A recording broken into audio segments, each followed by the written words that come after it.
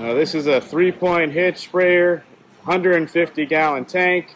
We have an 18-foot spray boom with manual selector valve. I also have an upgraded pump here. This is the Silver Series, ready for Roundup. You got your quick coupler 6-spline on the back end here. On the front, you'll notice your manual selector valve from T-Jet. So you have 7 different settings. You'll see the letters on the valve. So LCR would be left, center, right. Center is just center. So you select what sections you want to spray, then you flip the handle up, and that opens up the flow to go back to the valves. You have your pressure gauge here and your T-handle adjustment here. More you screw it in, the more pressure you get. When you back it off, you get less, and you can lock it in with the nut here. Very similar to a gas engine sprayer, the way it's plumbed.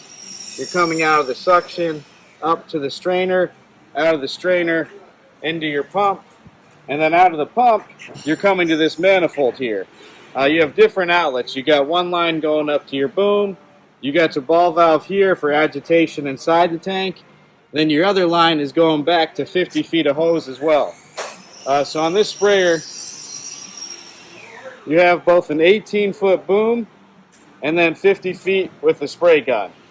You'll notice on the boom itself, we have cables here. We do use aluminum, which is lightweight and doesn't rust or corrode, but as the square tube goes out, it can bounce a little bit, so we use some cables to make it a little bit more secure. As far as the boom, we do a dry boom setup, so you'll see the clamp goes on the bar, and the actual liquid goes through the barbs and then out of the nozzle here. Quick connect cap, quick attach cap, nozzle body, 04 tip.